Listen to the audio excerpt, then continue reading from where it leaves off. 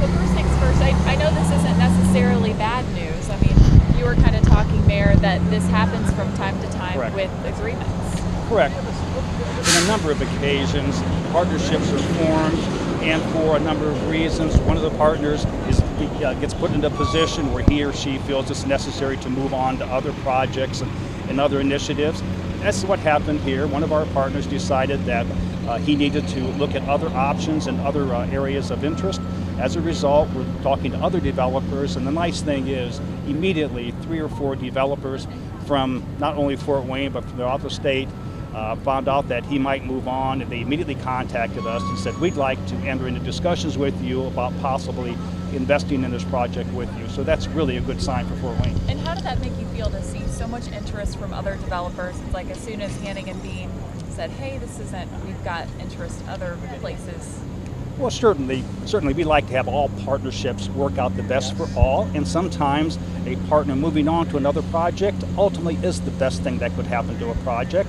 And the fact that so many developers immediately surfaced, I think, speaks volumes about the city of Fort Wayne. People want to invest here, they want to bring jobs here, they want to create more housing downtown, which right now is very limited because people want to live in downtown, they want to work in downtown, they want to play in downtown. So that makes, I think, a great statement for what we've done in downtown Fort Wayne. Now, I know other reporters at our TV station who have been closer to this story than I have since the groundbreaking have heard rumors that Hanning and Bean bought One Summit Square, and that's kind of where the interest fell to the wayside of this. Does the city have any comment on that? We don't know. We're not a party to that, and have not heard that, so we can't say. Do you know, I mean, everything's still on pace with the height of the building. There won't be any scale backs or anything like that? Not on the ash portion or on the city parking garage. Obviously, a new developer, whoever he or she is, will have the opportunity to discuss their part of the project with us. We are pretty adamant about wanting additional housing opportunities downtown, so we would certainly ask them to consider that. But as far as the design, the height, and all of that, that would certainly be up to the developer.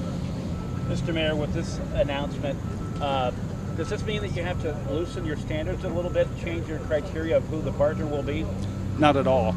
In fact, they're pretty acutely aware of what we're asking for. We've made it very, very clear that we want this project to be first class, that we want it to be a showcase for the city of downtown. We want other cities to be able to come to downtown and see what a magnificent investment this has been.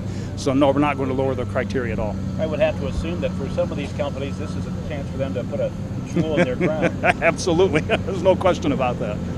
So you assume RFP or we? You know, we're in the early phases of determining that, but thanks to the efforts of the mayor, it's a tremendous site. There's an 1,100 or 1,200 space parking garage that will be immediately contiguous to the residential development site. It comes with a fair amount of incentives, including, we believe, the opportunity to secure state CREED credits, including the improvements that will occur around the site. So because of the work the mayor's office has done and the mayor has done, we think that it'll attract a tremendous amount of private development interest, and it has already. And just to clarify, Hanning and Bean is pulled out of the entire project, retail and residential?